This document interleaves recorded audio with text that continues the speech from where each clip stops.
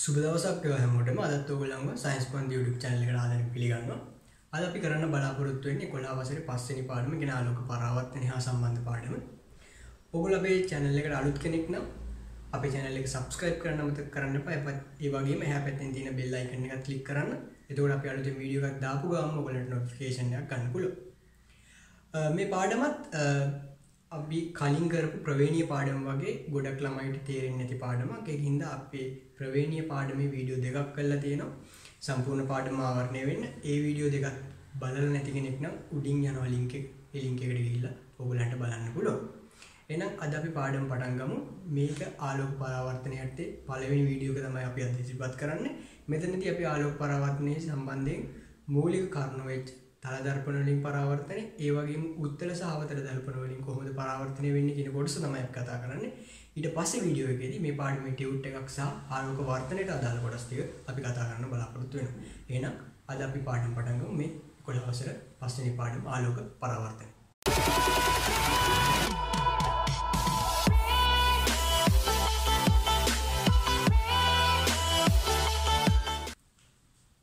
හරි. ආලෝක පරාවර්තනය කියන එක ගත්තම මේ පාඩමේ ප්‍රධාන කොටස් තුනක් ඇති තමයි අපි කතා කරන්නේ. ඒ තමයි තල දර්පණ වලින් පරාවර්තනය, ඒ වගේම උත්තර සහ අවතල දර්පණ වලින් පරාවර්තනය, සහ අවසානයේට ආලෝක වර්ධනය කියන කොටස. එතකොට මේ පාඩමේ ගොඩක් ළමයිට ප්‍රධාන කරුණු තේරෙන්නේ නැති හින්දා තමයි මේ පාඩම ගොඩාක් අමාරු පාඩමක් වෙලා තියෙන්නේ. අනිත් එක ඔයගොල්ලන්ගේ පෙළ පොතේ ගත්තම මේක ගොඩක් පිටු ගාණක් තියෙන පාඩමක්. ඒකින්ද ළමයි පාඩම් කරන්නත් ටිකක් මැලිකමක් දක්වනවා. මම කියනවා මේ පාඩමේදී අර ප්‍රවේණීය පාඩම වගේම ඔයගොල්ලෝ කොලයක් පෑනක් අරගෙන මම මේ කියන ඒවා ලියන ගමම මේ වීඩියෝ එකට සවන් දෙන්න.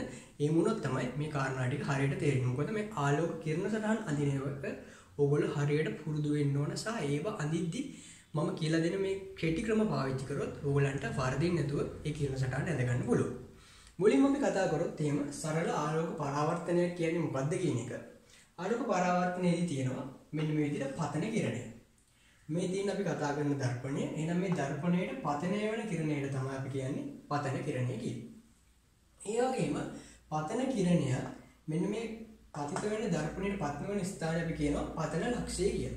එහෙනම් පතන කිරණය පතන ලක්ෂයට ඒ වගේම මෙන්න මේ කියන දර්පණයට ලම්බකව අඳින මනක්කල්පිත රේඛාවට අපි කියනවා මෙන්න මේ අභිලම්බය කියලා. මේක මනක්කල්පිත රේඛාවක්.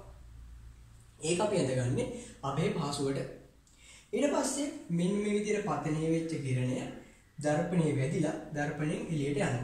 මෙන්න මේ එළියට යන කිරණයට අපි කියනවා පරාවර්තන කිරණය කියලා. ඒකම මෙන්න මේ අභිලම්බයත් එක්ක පතන කිරණයේ සාධන කෝණයට අපි කියනවා පතන කෝණය කියලා. ඒ වගේම අභිලම්බයත් එක්ක පරාවර්තන කිරණයේ සාධන කෝණයට අපි කියනවා පරාවර්තන කෝණය කියලා. එහෙනම් මෙන්න මේක තමයි සාමාන්‍යයෙන් ආලෝක පරාවර්තනයකදී වෙන්න පුළුවන් සරලම සිදුවීම. මේක ඔළුවේ තියාගන්න ඕන. මේක තමයි සරලම අවස්ථාව ආලෝක පරාවර්තනයක සිද්ධ වෙන්න පුළුවන්. එහෙනම් එතනදී තියෙන කරුණු මොනවාද? පතන කිරණය, පරාවර්තන කිරණය, පතන කෝණය සහ පරාවර්තන කෝණය. ඒ වගේම අපි මේ කතා කරන අභිලම්බය. එතකොට ආලෝක පරාවර්තනය ගැන කතා කරද්දී ඒ සම්බන්ධයෙන් ප්‍රධාන නියම දෙකක් තියෙනවා. ඒ නියම දෙකේ පළවෙනි එක තමයි පතන කිරණයත් පතන ලක්ෂයේදී අභිලම්බයත් පරාවර්තන කිරණයත් එකම තලයක පිහිටන. ඒ කියන්නේ මෙන්න මේ පතන කිරණය, මේ අභිලම්බය, මේ පරාවර්තන කිරණය. මේ ඔක්කොම පිහිටන්නේ එකම තලයක. එකම තලයක කියන්නේ මේක ත්‍රිමාන්නයත් අපි කියනවා 3D නෙමෙයි කියලා. එක තලයකට අදාළ. ඒ කියන්නේ අපි මේක ගත්තොත් එහෙම මෙතනට ආලෝක කිරණය වදිනවා, මෙතනින් ආලෝක කිරණය එනවා. එතකොට අභිලම්බය ඉන්නේ මේ එළි. එතකොට මේ ඔක්කොම තියෙන එකම තලයක. අන්න ඒක තමයි ආලෝක වර්ධනයේ පරාවර්තනයේ පළවෙනි නියමයේ විදිහට අපිට හඳුනන්න පුළුවන්. ඒකේ දෙවෙනි නියමය තමයි I සමානයි R. ඒ කියන්නේ පතන කෝණය සමානයි පරාවර්තන කෝණය. ඒ කියන්නේ මෙන්න මේ කෝණය මේ කෝණයට සමානයි. ඒ කියන්නේ හිතන්නකෝ මෙතන පතන කෝණය කියන්නේ අංශක 30ක් කියලා. එහෙනම් පරාවර්තන කෝණය අංශක 30ක් වෙන්න ඕනේ. එහෙනම් මෙන්න මේක තමයි ආලෝක පරාවර්තනයට අදාළව සරලම අවස්ථාව සහ ඒකට වෙද්දී මේ බලපාන ප්‍රධාන නීති නියම දෙක. මේක තමයි මුලින්ම ඔයගොල්ලෝ ඔළුවට දාගන්න ඕන. මොකක්ද ආලෝක පරාවර්තනය කියන්නේ සහ එතනද බලපාන නියම දෙක මොකද්ද කියන එක. දැන් අපි ඊළඟට බලමු මේ පාඩමේ ඊළඟ කොටස තල දර්පණ වලින් කොහොමද පරාවර්තනය වෙන්නේ කියලා. මෙතන තියෙනවා වස්තුවක් මම මේක නම් කරනවා මේක තමයි වස්තුව තියෙන්නේ. එතකොට මේ වස්තුවේ කිරණ ඉතා විශාල සංඛ්‍යාවක් විහිදෙනවා. අපි මේකෙන් කිරණ දෙකක් අරගන්නවා. ඒකෙන් මම ගන්න පළවෙනි කිරණය තමයි මෙන්න මේක. ඒක මෙහෙම වැඩිලා මේ පැත්තට පරාවර්තනය වෙනවා. එතකොට මෙන්න මේ පතන කෝණය සහ පරාවර්තන කෝණය සමාන වෙන විදිහට මම ඇඳලා ඒ කිරණය දෙනවා. ඊට පස්සේ තව කිරණයක් එනවා. මේක මෙහෙම ආවා. ඒකත් ඔය විදිහට පතන කෝණය සමානයි පරාවර්තන කෝණය විදිහට පරාවර්තනය වෙනවා. ඊට පස්සේ මම මොකද්ද කරන්නේ? ඒ කිරණ දෙකේ පරාවර්තන කිරණ දෙක මේ විදිහට පස්සට දික් කරනවා. මේ පතන කිරණය පළවෙනි එක, ඒකේ පරාවර්තන කිරණය මේක. එහෙනම් ඒ පරාවර්තන කිරණය මෙහෙම පස්සට දික් කරනවා. මේක දෙවෙනි කිරණය, ඒකේ පරාවර්තන කිරණය මේක. ඒ පරාවර්තන කිරණය මේ විදිහට පස්සට දික් කරනවා. එහෙනම් මෙන්න මේ පස්සට දික් කරාම එක තැනකදී මේ කිරණ දෙකම එකතු වෙනවා. අන්න එතනදී අපි කියනවා මේ වස්තුවේ ප්‍රතිබිම්බය නිර්මාණය වෙනවා කියලා. මොකද මතක තියාගන්න ඕනෑම වස්තුවක ප්‍රතිබිම්බය අපිට තියෙන තැන තීරණය කරන්න අවම වශයෙන් කිරණ දෙකක්වත් ඕන. තනි කිරණයෙන් අපිට තීරණය කරන්න බෑ. ඒකින්ද හොඳට මතක තියාගන්න යම් කිසි වස්තුවක ප්‍රතිබිම්බය අපි කිරණ සටහනකින් තීරණය කරන්න නම් අවම වශයෙන් කිරණ දෙකක්වත් අපි අඳින්න ඕන. එහෙනම් මේ විදිහට ඇඳලා දැන් මේ ප්‍රතිබිම්බය නිර්මාණය කරනවා. දැන් මේ ප්‍රතිබිම්බය ඊළඟට අපි බලමු මොනවාද තියෙන ලක්ෂණ. පළවෙනි ලක්ෂණය මම මෙතන ලියලා තියෙනවා අතාත්වික ප්‍රතිබිම්බයක් කියලා. ප්‍රතිබිම්බයක් අතාත්විකයි කියලා කියන්නේ අපි සැබෑ කිරණ නෙමෙයි ඒවා පිටිපස්සට දික් කරලා ගන්න කිරණ වලින් තමයි අපි මේ ප්‍රතිබිම්බය හොයාගන්නේ. අන්න ඒ වගේ වට තමයි අපි කියන්නේ අතාත්වික ප්‍රතිබිම්බ කියලා. කියන්නේ සැබෑ කිරණ එකතු වෙලා නෙමෙයි ඒවා පිටිපස්සට දික් කරාම එකතු වෙලා හැදෙන ප්‍රතිබිම්බයක් නම් අන්න ඒ වගේ ප්‍රතිබිම්බ අපි කියනවා අතාත්වික ප්‍රතිබිම්බ කියලා. ඊළඟ කාරණාව තමයි අතාත්වික ප්‍රතිබිම්බ කියනවා අපිට තිරයකට ගන්න බෑ. ඒ කියන්නේ තිරයක් කියන්නේ මොකක් හරි විත්තියකට හරි මොකක් හරි එකකට අපිට ගන්න බෑ. එහෙනම් ඊළඟ කාරණාව අතාත්වික ප්‍රතිබිම්බ කිව්වම ඔයගොල්ලන්ගේ ඔළුවට එන්න ඕන තිරයකට ගන්න බැරි ප්‍රතිබිම්බ කියන්නේ. ඊට පස්සේ පාර්ශ්වික අපවර්තනයකට ලක් වෙලා තියෙනවා. ඒ කියන්නේ පැත්ත මාරු වෙලා තියෙනවා. අපි කණ්ණාඩියකින් බැලුවොත් ඒක තර දර්පණයක් විදිහට අපිට ගන්න පුළුවන්. එහෙනම් තර දර්පණයක ඊළඟ කාරණාව තමයි පාර්ශ්වික අපවර්තනය ලක් වෙලා තියෙනවා. කියන්නේ පැත්ත මාරු වෙලා තියෙනවා. අපි දකුණු අත නම් උස්සන්නේ ප්‍රතිබිම්බය වම් අත ඉස්සෙන්න පුළුවන්. මේ විදිහට පැත්ත මාරු වීම වෙලා තියෙනවා. ඊළඟ වැදගත්ම කාරණාව තමයි වස්තුවේ සිට දර්පණයට දුර. වස්තුව දර්පණය. ඒ දුර d කියලා මම ලියලා තියෙනවා. ඒ වගේම ප්‍රතිබිම්බයේ සිට දර්පණයට දුර. ප්‍රතිබිම්බයේ සිට දර්පණයට දුර. එහෙනම් මේ දෙක සමානයි. එහෙනම් වස්තුවේ ඉඳන් දර්පණයට තියෙන දුර කියන්නේ මේක මෙන්න මේ දුරට සමානයි. ඒකෙන්ද තමයි මේ පැත්තේ d කියලා ලියලා තියෙන්නේ මේ පැත්තේ d කියලා ලියලා තියෙන්නේ.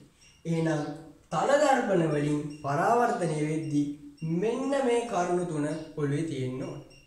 සහ ඒ කිරණ සටහනක් අඳිද්දී අපි කලින් කතා කර පරාවර්තන වල නියම දෙක පදනම් කරගෙන තමයි මේ ඇඳලා තියෙන්නේ.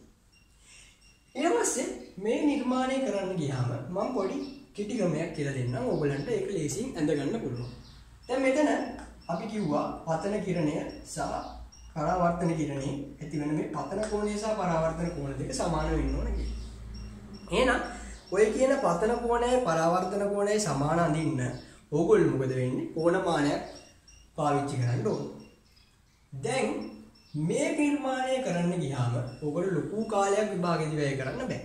එහෙනම් ඕගොල්ලන්ට පාවිච්චි කරන්න පුළුවන් කෙටි ක්‍රමය මොකද්ද? ඕගොල්ලෝ මෙතන දැන් වස්තුව අඳින්න. ඒකම ඕගොල්ලන්ට පුළුවන් මෙතන ඉඳන් මේ දුරට තියෙන දුර වගේ සමාන දුරකින් මෙන්න මෙතනින් ප්‍රතිබිම්බය මුලින් ඇඳගෙන ඉන්න. ඇයි මම එහෙම කියන්නේ? දැන් අපි දන්නවා ප්‍රතිබිම්බය තියෙන්නේ කොතනද කියලා. ඇයි මම මේම ඇඳේ? මෙන්න මේ කාරණාව හින්දා. වස්තුවේ ඉඳන් දර්පණයට තියෙන දුර ප්‍රතිබිම්බයේ සිට දර්පණයේ තියෙන දුරට සමානයි. එහෙනම් මෙතන තියෙන දුරට සමාන දුරකින් මෙතනින් මම ප්‍රතිබිම්බය මුලින් ඇඳගෙන ඉන්නවා. ඊට පස්සේ මොකද කරන්නේ? මම මේ ප්‍රතිබිම්බයෙන් එන කිරණයක් ගන්නවා. මේ කිරණේ අරගෙන දැන් මේ කිරණේ පරාවර්තන කිරණේ යන්න ඕන මෙන්න මේ ප්‍රතිබිම්බේ ඉඳන් එනවා වගේ. එහෙනම් මම මේ කිරණේ අදිද්දි මෙන්න මේ විදියට රූල තියලා මේම නිර්මාණය කර ගැනීමක් කරනවා. ඒකොට මට මෙන්න මේ කෝණ දෙක සමාන විදියට එනවා. ඒ කෝණ ගැන මට හිතන්න අවශ්‍ය වෙන්නේ. ඊට පස්සේ අපි හිතමු ඊළඟ කිරණයක් ගත්තා. ඒකෙත් පතන කිරණය මෙහෙම ඇඳලා පරාවර්තන කිරණය අදිද්දි කොහොමද අදින්නේ? මෙන්න මේ විදිහට ප්‍රතිබිම්බේ ඉඳන් එනවා වාගේ තමයි කිරණ සටහන අදින්නේ. එතකොට කෝණ දෙක සමාන වෙලා එනවා. එහෙනම් විභාගෙදී තල දර්පණ වලට අදාළව ඔයගලන්ට කිරණ සටහනක් අඳින්න ආවොත් මෙන්න මේ කරුණ වස්තුවේ සිට දර්පණයට දුර ප්‍රතිබිම්බයේ දර්පණයට දුර සමානයි කියන කාරණාව ඔළුවේ තියාගෙන මේ එකපාරම වස්තුවයි ප්‍රතිබිම්බයේ දෙකම ඇදලා කිරණ සටහන පහසුවෙන් ඇඳ ගන්න පුළුවන්කමක් එනවා. එහෙනම් ඕක තමයි මේ පාඩමේ දෙවැනි කොටස. තල දර්පණ වලින් පරාවර්තනය වෙද්දී ඔයා දැනගන්න ඕන කාරණා ටික. ඉතාමත් සල්ලාන්දමි මම මෙතන නිකන් කියලා දුන්නා. ඊළඟට අපි බලමු උත්තර දර්පණ සහ අවතර දර්පණ ගැන. හරි. ඊළඟට අපි බලන්නේ මේ පාඩමේ තියෙන වැදගත්ම කොටස සහ ගොඩක් අමාරු කියලා ළමයි හිතාගෙන ඉන්න කොටස. මේ කොටස යටතේ අපි මුලින්ම කතා කරන්න යන්නේ උත්තර සහ අවතර දර්පණ වල නැත්නම් වක්‍ර දර්පණ වල නාභිය කියන්නේ මොකක්ද කියන එක ගැන මුලින් කතා කරන්න යන්නේ. ඊට පස්සේ තමයි ඒ වගේ ඇති වෙන ප්‍රතිබිම්බ ගැන අපි සාකච්ඡා කරන්න යන්නේ. එතකොට මුලින්ම අපි අවතල දර්පණයක් මෙතන තියෙනවා. අවතල දර්පණය සහ මෙතන තියෙන උත්තර දර්පණය. එතකොට මේකේ පැති මාරු කරගන්න අවතල දර්පණයේ මේ ඇතුල් පෘෂ්ඨය තමයි දර්පණ පෘෂ්ඨය. ඊට පස්සේ උත්තර දර්පණයක මේ පිට පෘෂ්ඨය තමයි දර්පණ පෘෂ්ඨය වෙන්නේ. මේ දෙකේ පෘෂ්ඨ දෙක කියන්නේ දෙවිධයකට තමයි තියෙන්නේ. ඒක මාරු කරලා ඇඳ ගන්න සහ මාරු කරලා තේරුම් ගන්න එක. ඊට පස්සේ අපි මේ වක්‍ර දර්පණ වල නාභිය හොයන්න අපි පාවිච්චි කරන්නේ සමාන්තර ආලෝක කිරණ කදම්බයක්.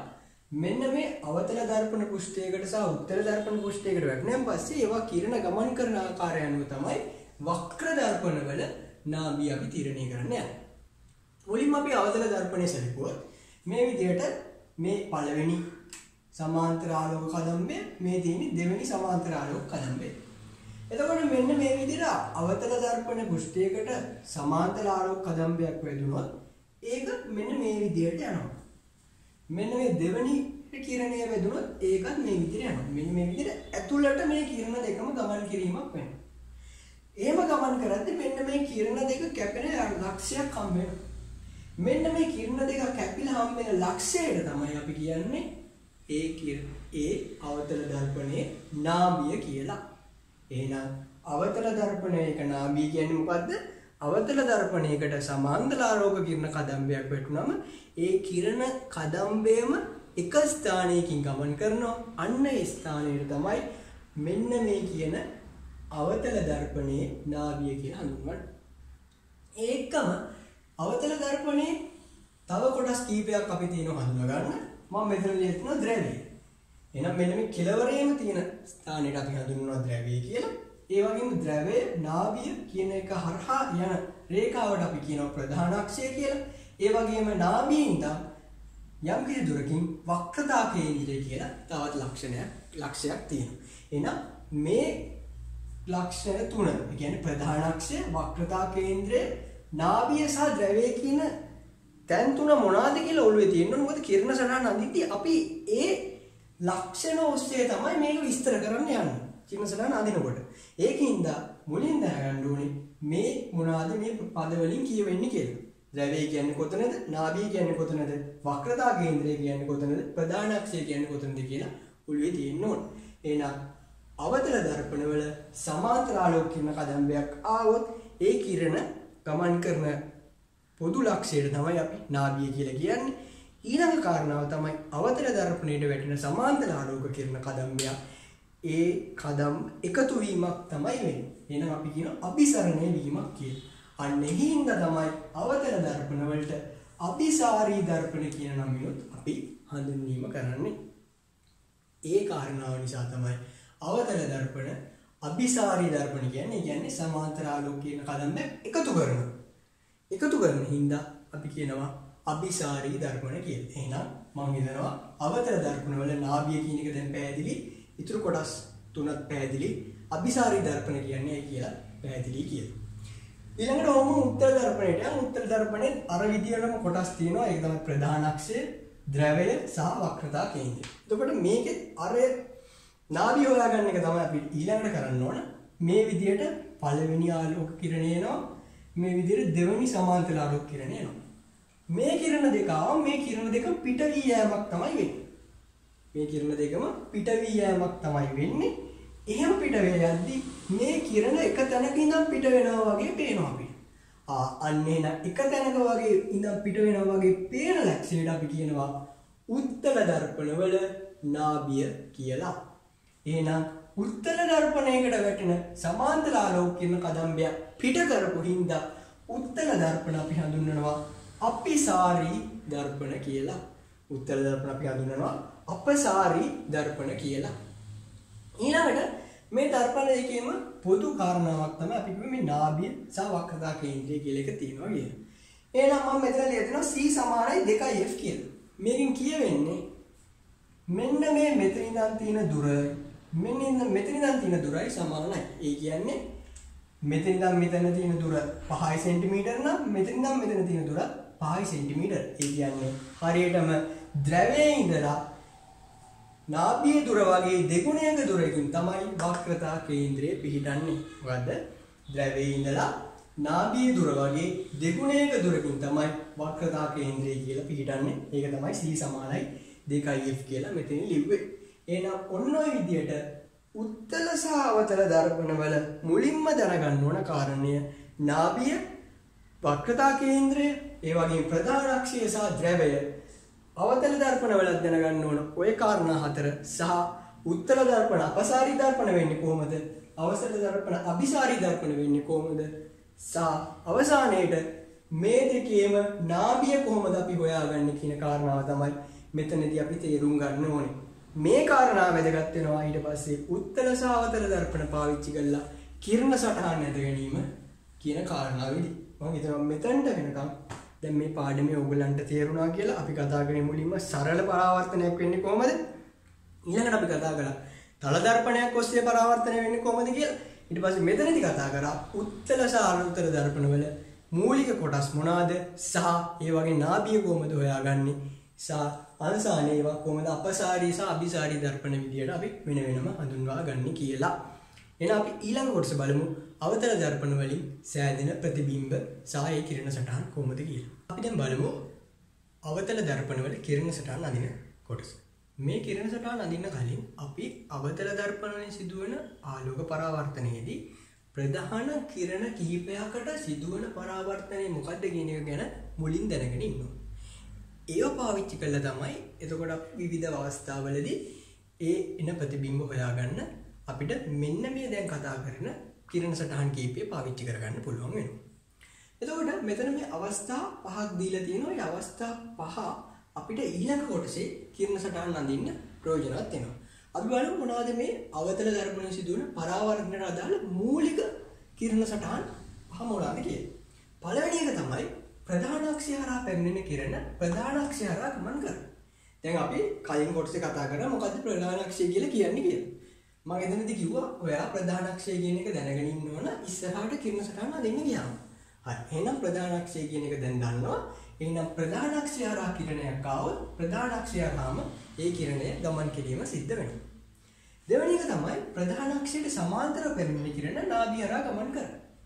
එහෙනම් ප්‍රධාන අක්ෂයට සමාන්තර යම් කිරණයක් පැමිණෙනවාද ඒ කිරණය හැමතිස්සෙම යන්නේ කොටක් කරාද නාභිය හරහා.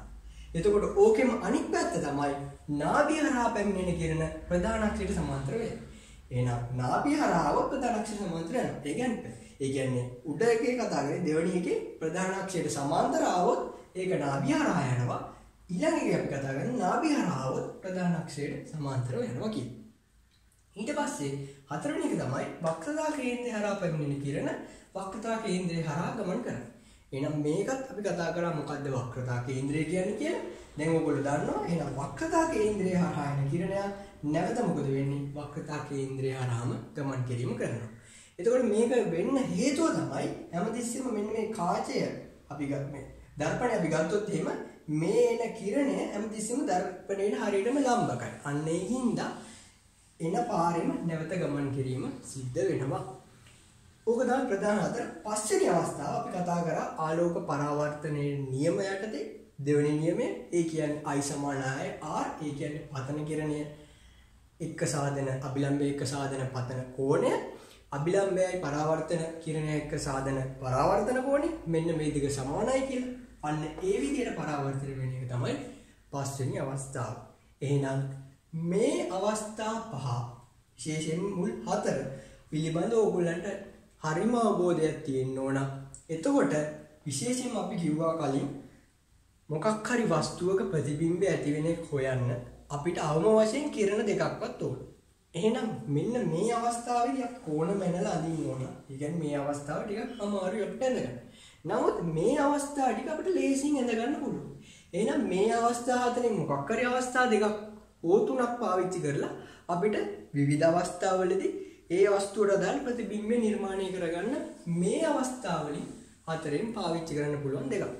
ඒකින්ද මෙන්න මේ අවතල දර්පණ වලින් සිදුවන පරාවර්තනයේදී මෙන්න මේ කියන ප්‍රධාන අවස්ථා හතර ඕගොල්ලෝ හරියටම දැනගන්න ඕන.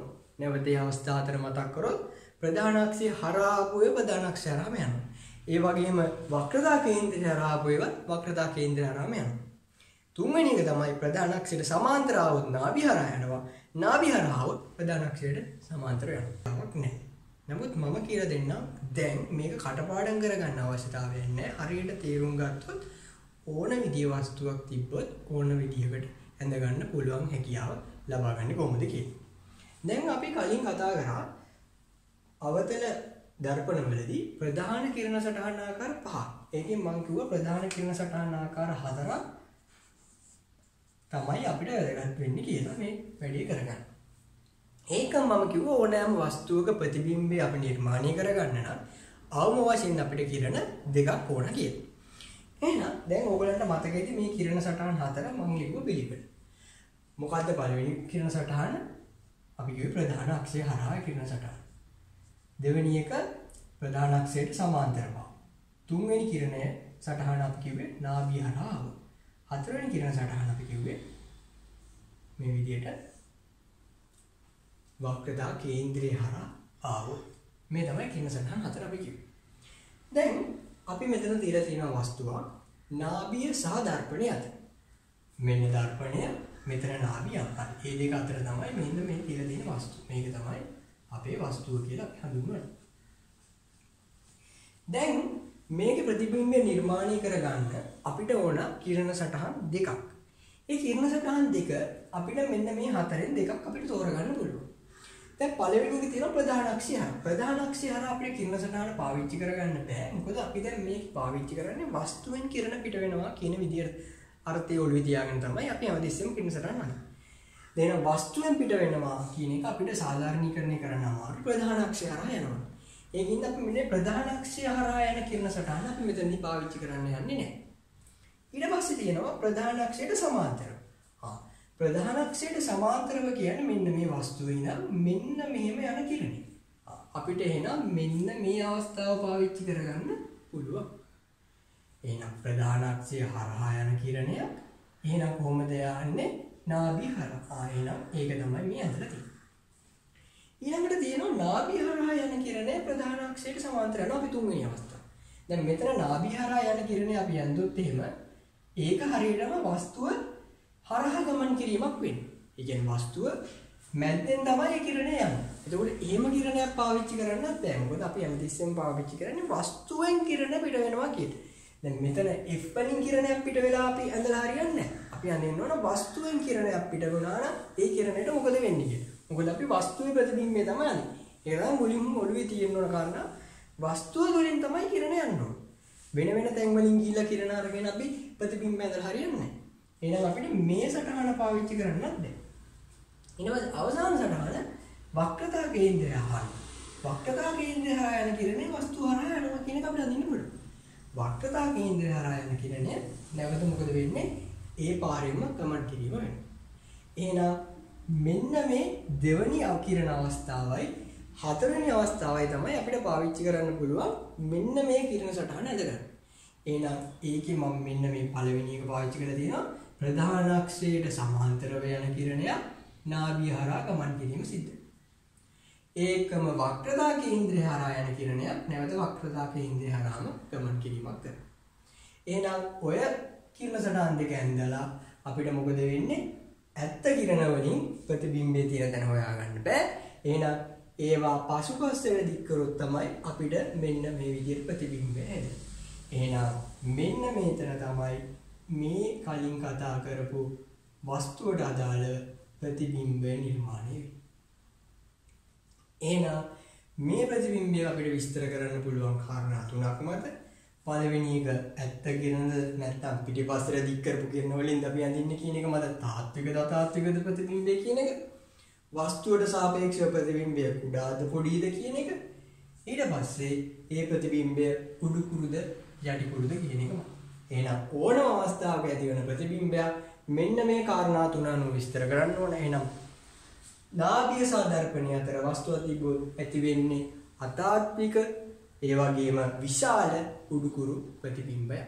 ඔන්න ඔය විදිහට තමයි යම්කිසි අවස්ථාවකට අදාළව මෙන්න මේ විදිහට ප්‍රතිබිම්බයේ තියෙන තැන අපි තීරණය කරන්නේ. එතකොට ඔතනදී කාරණා කීපයක් ඔළුවේ තියෙන්න ඕන. පළවෙනි එක තමයි මූලික කිරණ සටහන් හතරෙන් අපිට මොන කිරණ සටහන් දෙකද පාවිච්චි කරන්න පුළුවන් කියන්නේ. එතනදී වැදගත් කාරණාව තමයි හැමතිස්සෙම අපි ගන්න ඕන කිරණ දෙක වස්තුවේ ඉඳන් කිරණ පිට වෙනවා. වෙන තැන්වල ඉඳනුත් කිරණ එනවා. නමුත් ප්‍රතිබිම්බය ඇඳීම සඳහා වැදගත් වෙන්නේ වස්තුවේ ඉඳන් පිටවන කිරණ විතරයි. ඒක තමයි ගොඩක් ළමයි අර කිව්ව මූලික කාරණා දන්නේ නැහැ කියන්නේ. අන්නේ මූලික කාරණා ඔළුවේ තියාගන්න වස්තුවේ ඉඳන් පිට වෙන කිරණ වලින් තමයි අපි ප්‍රතිබිම්බය නිර්මාණය කරන්නේ. ඊට පස්සේ අපි හදාගත්තම් ප්‍රතිබිම්බය ඊට පස්සේ ප්‍රතිබිම්බ විස්තර කරද්දී තාත්වික අතාත්වික බව, කුඩා විශාල බව, උඩු කුරු හෝ යටි කුරු බව කියන එක අපි සඳහන් කරනවා. ඔන්න ඔය විදිහට නාභිය සහ දර්පණය අතර ප්‍රතිබිම්බ වස්තුවක් තිබ්බොත් ඇති වෙන්නේ ප්‍රතිබිම්බය කොහොමද? අතාත්වික විශාල උඩු කුරු ප්‍රතිබිම්බය.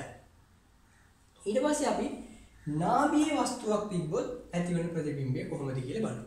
නාභියේ වස්තුවක් තිබ්බ කියන්නේ මෙන්න නාභිය, මෙන්න මෙතන තියලා තියෙනවා වස්තුව. දැන් මෙතනත් අපිට අර ප්‍රධාන කිරණ සටහන් අතරින් මොන කිරණ සටහන් දෙකද පාවිච්චි කරන්න පුළුවන් කියලා ගත්තොත් ප්‍රධාන අක්ෂය හරහා කියන කිරණ සටහන මෙතන ගන්නත් බැහැ. මොකද වස්තුවකින් නෙමෙයි ඒක පිට වෙන්නේ. ඊළඟ කිරණ සටහන ගත්තොත් එහෙම ප්‍රධාන අක්ෂයට සමාන්තරව. ඒක ගන්න පුළුවන්. මෙන්න ප්‍රධාන අක්ෂයට සමාන්තරව කිරණයක් ආවා. ඒක නාභිය හරහා ගමන් කිරීම සිද්ධ වෙනවා. ඊට පස්සේ නාභිය හරහා ගිය ප්‍රධාන අක්ෂයට සමාන්තරව ගන්නත් බෑ. මොකද වස්තුව තියලා තියෙන්නේ නාභියේ. එතකොට වස්තුවේ පිට වෙනවා කියන එක අපි සලකන්න බෑ. එහෙනම් තුන්වෙනි කිරණ සටහනත් අපිට ගන්න බෑ. කලින් එක වගේම නැවත ගන්න පුළුවන් හතරවෙනි කිරණ සටහන තමයි. එහෙනම් හතරවෙනි කිරණ සටහන ගත්තොත් ප්‍රධාන අක්ෂයට සමාන්තරව යනවා. එහෙම ගියොත් එහෙම ප්‍රධාන අක්ෂය හරහා ගියොත් එහෙම නැවත ප්‍රධාන අක්ෂය හරහාම යනවා. එහෙනම් ඒ කිරණ සටහන තමයි මේ ඇඳලා තියෙන්නේ. එහෙනම් මේ කිරණ සටහන් දෙක පස්සට දික් කරත් ඉස්සරහට ඕම ඇදගෙන ගියත් කොයිම වෙලාවකවත් එකතු වෙන්නේ නැහැ. මේ දෙක සමාන්තර කිරණ දෙකක් හින්දා. එහෙනම් නාභියේ තිබ්බ වස්තුවක ප්‍රතිබිම්බය කොහෙද හැදෙන්නේ? අනන්තයේ තමයි සෑදීම සිද්ධ වෙන්නේ. ඊට පස්සේ අපි ඊළඟ කිරණ සටහන් දෙකට යමු. දැන් මෙතන අපි වස්තුව තියලා තියෙන්නේ වක්‍රතා කේන්ද්‍රය සහ නාභිය අතර. කොහෙද වක්‍රතා කේන්ද්‍රය කියන්නේ මෙතන, නාභිය කියන්නේ මෙතන. මේ දෙක අතර මෙන්න මේ විදිහට වස්තුව තියලා තියෙනවා. එතකොට මේ අවස්ථාවේදී මම කිරණ සටහන් දෙකක් පාවිච්චි කරලා තියෙනවා. පළවෙනි කිරණ සටහන තමයි ප්‍රධාන අක්ෂයට හරහා සමාන්තරව යන කිරණ නාභිය හරහා ගමන් කරනවා කියන එක. ඊට පස්සේ ප්‍රධාන අක්ෂය හරහා යන කිරණ ප්‍රධාන අක්ෂය ඔස්සේම ගමන් කරනවා කියන එක. එතකොට මෙන්න මේ අවස්ථාවේදී මේ කිරණ දෙක එකතු වෙලා මෙන්න මෙතනදී ප්‍රතිබිම්බය කියන එක නිර්මාණය වෙනවා. එතකොට මෙතනද අපි ආයි මතක් කරොත් එහෙම අපේ ප්‍රධාන කිරණ ಜಾති හතරක් තියෙනවා. ඒ කිරණ ಜಾති හතර පළවෙනි එක අපි කියන ප්‍රධාන අක්ෂය හරහා යන කිරණ කියලා.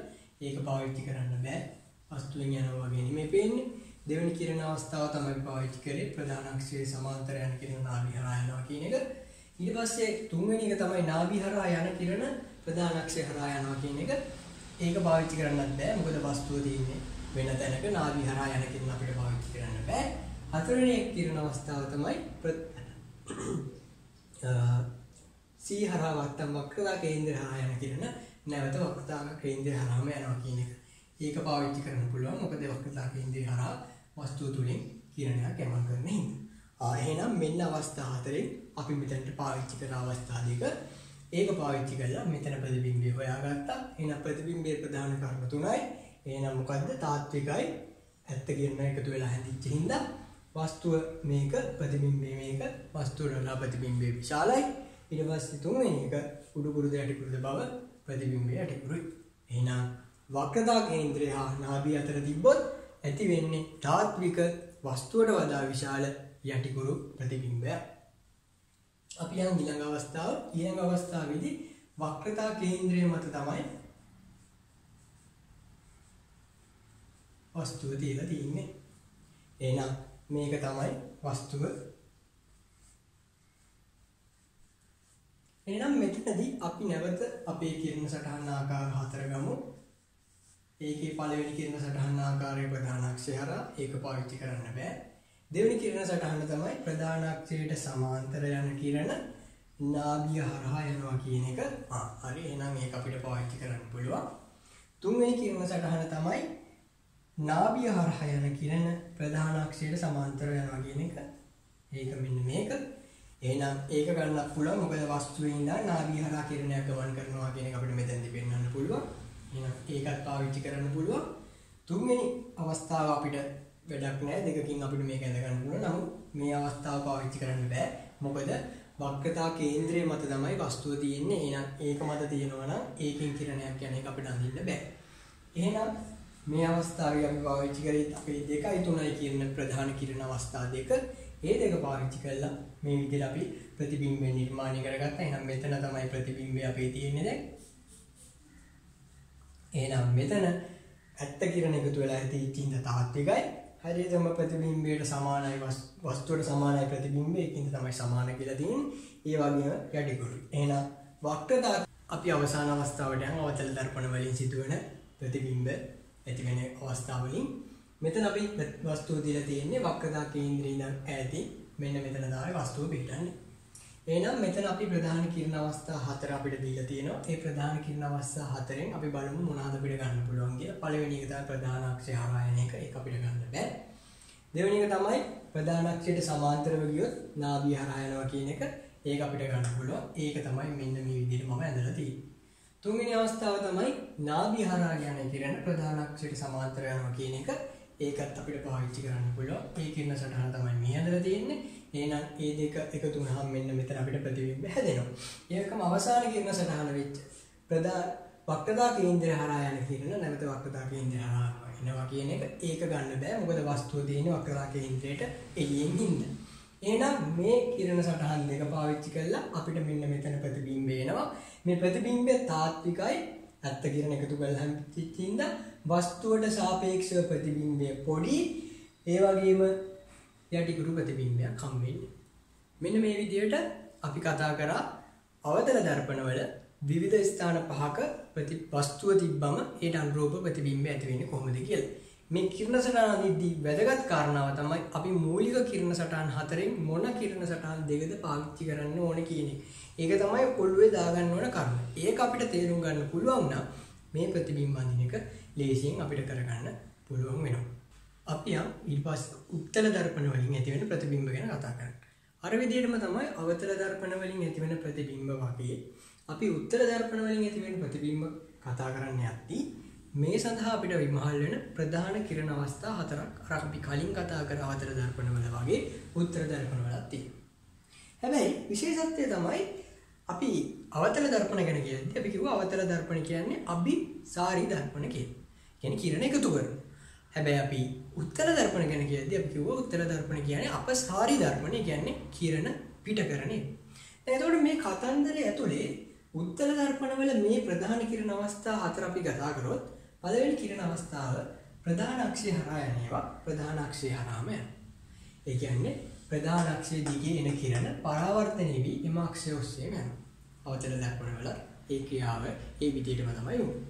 ඊට පස්සේ දෙවෙනි කිරණ අවස්ථාව තමයි ප්‍රධාන අක්ෂයට සමාන්තරව පැමිණෙන කිරණ නාභියේ සිට පැමිණෙන්නක් මේ පරාවර්තනය වෙනවා. මෙතන මේ කියන වාක්‍යයේ පොඩි වෙනසක් තියෙනවා.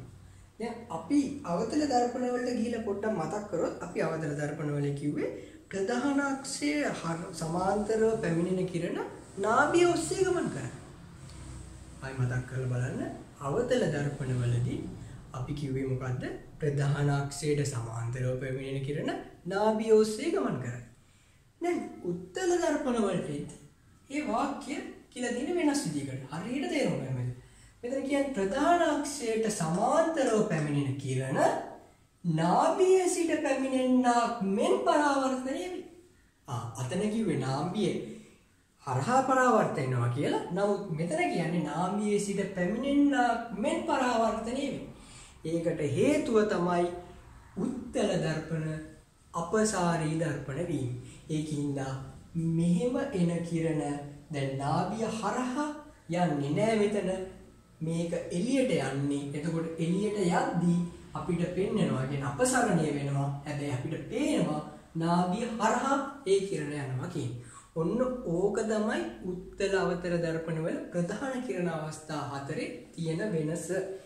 ඕක හරියට තේරුම් ගන්න විභාගයේදී ලියද්දී ඕම එකක් ආවොත් මෙන්න මේ වාක්‍ය මේ විදිහට ලියන්න ඕන. ඔයගොල්ලෝ කොයි වෙලාවක හරි නාභිය හරහා යයි කියලා ලිව්වොත් උත්තර දර්පණ වලට ඒ ප්‍රකාශනය වැරදි. ඒකයි මේ මම පාඩමේ නැවත නැවත මතක් කරන්නේ. මූලික කරුණු ඊටාම සියුම් කරුණු කීපයක් තියෙනවා. මේ කරුණු ටික හරියට තේරුම් ගත්තොත් තමයි මේ පාඩම ලේසි වෙන්නේ.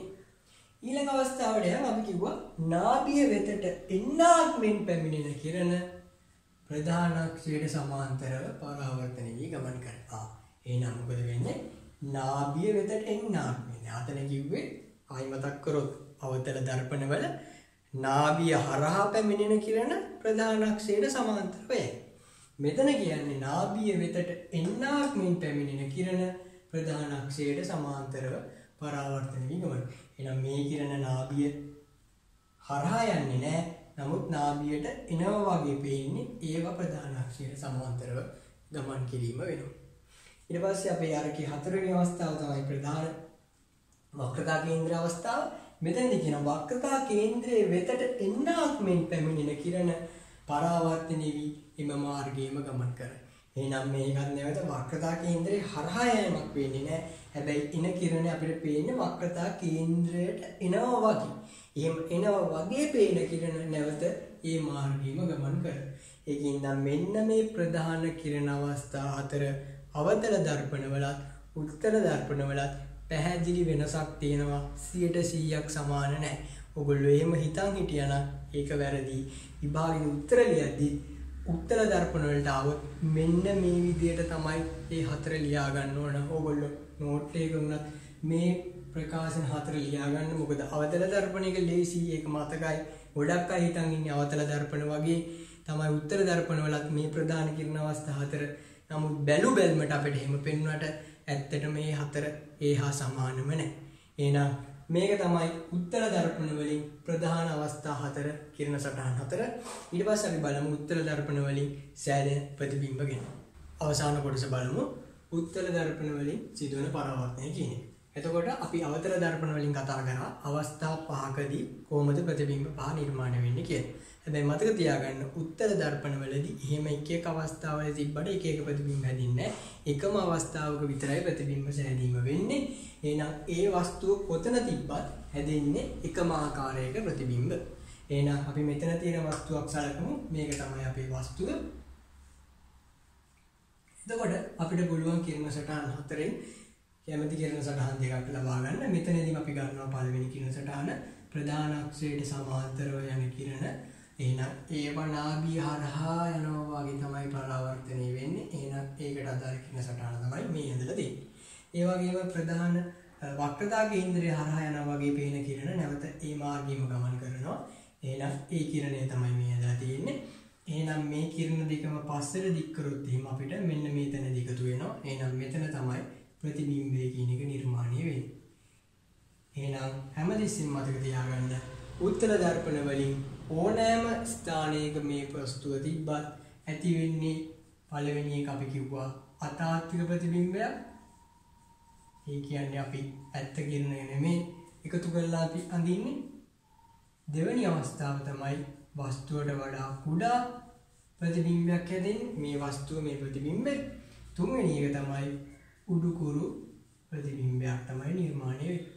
මෙන්න මේ විදිහට උත්තර දර්පණවල තියෙන ස්ථානය අනුව ප්‍රතිබිම්බය වෙනස් වෙන්නේ නැහැ. ඇයි ඒක අපසාරී කරන හින්දා කිරණ අපසරණය කරන හින්දා නැත්නම් අපි අපසාරී දර්පණයක් කියලා හඳුන්වන හින්දා. එහෙනම් අවතල දර්පණ වල එහෙම නැහැ. වස්තුව තියෙන ස්ථානය අනුව සෑදෙන ප්‍රතිබිම්බය වෙනස් වෙනවා. නමුත් හොඳට මතක තියාගන්න උත්තර දර්පණ වල වස්තුව මොන තැනකින් තිබ්බත් ඇති වෙන්නේ තාත්වික වස්තුවට වඩා කුඩා උඩුකුරු ප්‍රතිබිම්බයක් කියන එක. එහෙනම් මේ කොටසේ පළවෙනි පාර්ට් එක අපි මේ විදිහට ඉවර කරනවා. මේ කොටසට අදාළ ප්‍රශ්න සහ මේ පාඩමේ අවසාන කොටස ආලෝක වර්ධනයට අදාළ කොටස අපි මේකේ ඊළඟ වීඩියෝ එකකින් අරන් එනවා. මම හිතනවා මේ කොටස ඔයගලන්ට හොඳට තේරෙන්නේ නැති කියලා. එහෙනම් අපි ඊළඟ වීඩියෝ එකකින් ඉක්මනට හමු වෙමු. ඔයගොල්ලන්ටම ජය වේවා.